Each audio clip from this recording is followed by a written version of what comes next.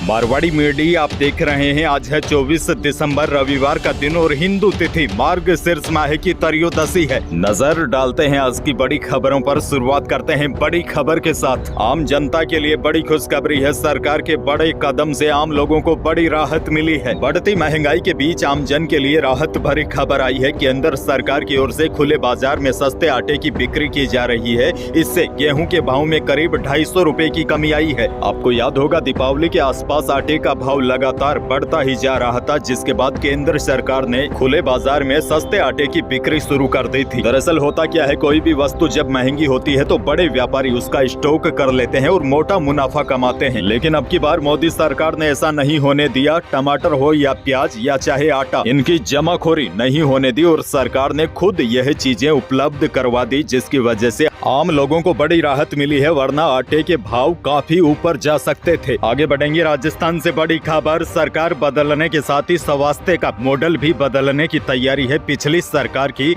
मुख्यमंत्री चिरंजीवी स्वास्थ्य बीमा योजना के तहत इलाज की सुविधा अघोषित रूप से लगभग बंद हो गई है। और बड़ी बात तो यह है, इसका पोर्टल भी लगभग बंद होने की स्थिति में है। इस योजना से जुड़े 1.42 करोड़ परिवारों के अब आयुष्मान भारत मुख्यमंत्री चिरंजीवी स्वास्थ्य बीमा योजना के नामों से कार्ड बनने की तैयारी है। मीडिया रिपोर्ट्स के अनुसार हर जिले को 5 लाख से 15 लाख तक कार्ड बनाने का लक्ष्य दिया जा रहा है। हालांकि सरकार भले ही यह दावा कर रही है कि हमने इस योजना को बंद नहीं किया, लेकिन सच्चाई यह है, कोई भी मरीज जब अस्पताल में अपना इलाज करवाने जाता है तो चिरंजीवी योजना के तहत उसका इलाज नहीं किया जा रहा है। अब देखना होगा नई सरकार इसको लेकर क्या नया आदेश निकालती है। लेकिन बड़ी खबर यही आ रही है कि इस योजना से जुड़े 2.25 करोड़ परिवारों के अब आयुष्मान भारत मुख्यमंत्री चिरंजीवी स्वास्थ्य बीमा योजना के नाम से कार्ड बनेंगे। उसके बाद ही इस योजना का फायदा आम लोगों को मिल सकता है। हालांकि सरकार ने दावा किया है, आयुष्मान भारत मुख्यमंत्री चिरंजीवी योजना के तहत 15 दिनों में 60,000 से अधिक रोगियों का 75 करोड़ रुपए का कैशलेस उपचार हुआ है। आगे बढ़ेंगे। एक और बड़ी खबर। राष्ट्रपति द्रौपदी मुर्मू और राज्यपाल कलराज मिश्र की गरिमामयी उपस्थिति में जैसलमेर के शहीद पूनम सिंह स्टेडियम में लखपति दीदी सम्मेलन का आयोजन हुआ।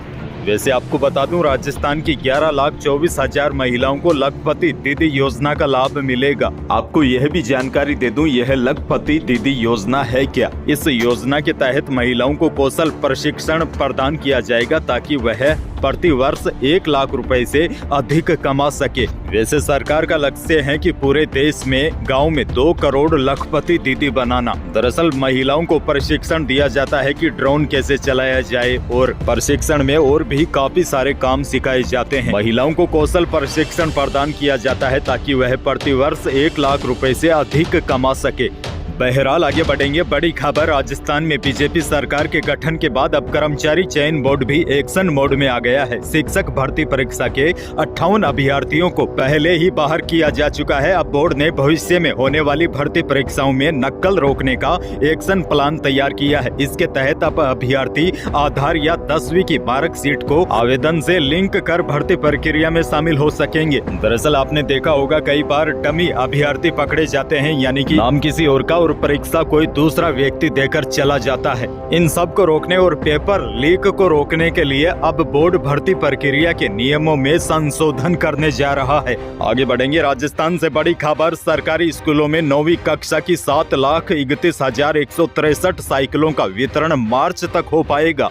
दरअसल आचार संहिता हटने के बाद अब तक 35,000 साइकिलें ही पहुंची है। यह सभी नोडल केंद्रों पर नहीं पहुंची है। दरअसल छात्राओं को साइकिलों का लंबे समय से इंतजार है। पिछले साल गहलोत सरकार ने एक भी छात्रा को साइकिल नहीं दी थी। अब छात्राओं को उम्मीद है कि नई सरकार उनको साइकिलें देगी, लेकिन अब तक केवल 35,000 साइकिलें ही पहुंची है। ऐसे में उम्मीद जताई जा रही है कि राज्य के सरकारी स्कूलों में 9वीं कक्षा की 7,31,000 छात्राओं को मार्च के महीने तक ही साइकिलें मिलने की संभावना है। आगे बढ़ेंगे। एक और बड़ी खबर। कोरोना को लेकर पूरे प्रदेश में अलर्ट जारी कर दिया है। जयपुर में कोरोना का एक और नया केस मिला है। विशेषज्ञों ने सभी लोगों को सावधान रहने की सलाह दी है और कहा है कि अगर किसी भी व्यक्ति को खांसी, जुकाम और बुखार हो तो तुरंत डॉक्टर की सलाह ले। हालांकि राहत की बात यह है, यह जो नया सब वेरिएंट आया है यह ज्यादा खतरनाक नहीं है, लेकिन इसको हल्के में भी बिल्कुल नहीं लेना चाहिए। इसीलिए मुख्यमंत्री भजन लाल शर्मा ने चिकित्सा एवं स्वास्थ्य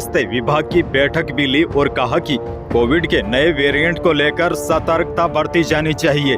अच्छा, बड़ी खबर देखिए, कांग्रेस ने लोकसभा चुनाव 2024 से पहले सचिन पायलट को बड़ी जिम्मेदारी दी है। पायलट को छत्तीसगढ़ का प्रभारी बनाया गया है। अभी तक कुमारी शैलजा छत्तीसगढ़ की प्रभारी थी। वैसे राजनीतिक विश्लेषकों का तो यह कहना है कि एक बार फिर से गहलोत का सिक्का चला है और पायलट को जयपुर से रायपुर भेज दिया गया है। लेकिन जो भी हो, सचिन पायलट को फिलहाल बड़ी जिम्मेदारी मिली है, उनको छत्तीसगढ़ का प्रभारी बनाया गया है। आगे बढ़ते हैं, लेकिन उससे पहले मौसम से जुड़ी बड़ी अपडेट सुन लीजिए। मौसम का मिजाज आपने देखा होगा पिछले एक सप्ताह में कई बार बदला है। पिछले 2 दिनों के दौरान पश्चिमी विक्षोभ की वजह से राजस्थान के कई जगहों पर बारिश हुई है, लेकिन अब एक बार फिर राजस्थान का मौसम पलटने वाला है। आज 24 दिसंबर है और आज से ही अब मौसम साफ होना शुरू हो जाएगा और आगामी एक सप्ताह तक मौसम शुष्क रहेगा। बादल छंटने से न्यूनतम तापमान में भी बड़ी गिरावट आएगी। दरअसल आपने देखा होगा बादलों की वजह से पिछले 2 दिनों के दौरान सर्दी से कुछ राहत मिली हुई थी, लेकिन अब उत्तरी पूर्वी राजस्थान में कहीं कहीं पर घना कोहरा छाया रह सकता है और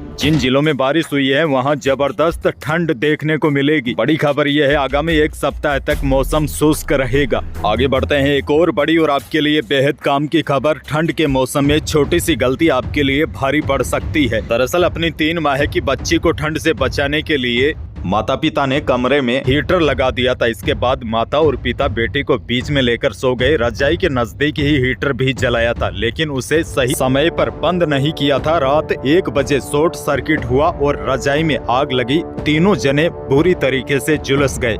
इस घटना में पिता पुत्री जिंदा जल गई, जबकि महिला जिंदगी की जंग लड़ रही है। देखिए, आजकल सर्दी से बचने के लिए लोग कमरे में हीटर या फिर सिगड़ी जला लेते हैं और फिर गहरी नींद में सो जाते हैं, उसे बंद करना भूल जाते हैं। इससे बड़ा हादसा हो सकता है। कई लोग कमरे में सिगड़ी वगैरह जलाकर भूल जाते हैं, उससे भी दम घुटने का डर रहता है। तो इस प्रकार की गलतियां करने से बचना चाहिए। अच्छा, बड़ी खबर देखिए, प्रदेश में पिछली गहलोत सरकार के दौरान प्रक्रिया में आई टेंडरों व वर्क ऑर्डर पर रोक लगा दी है। ऐसे में पानी, बिजली से सड़क, आवास तक के कई काम प्रभावित हो सकते हैं। दरअसल नई सरकार मुख्य रूप से गहलोत सरकार के समय के बड़े प्रोजेक्ट्स की समीक्षा करना चाहती है। पिछली सरकार की राजनीतिक प्राथमिकता के मद्देनजर समीक्षा के बाद ही कामों को गति देना चाहेगी। ऐसे में मंत्रिमंडल के गठन और फिर रिव्यू के बाद ही नए काम शुरू हो पाएंगे।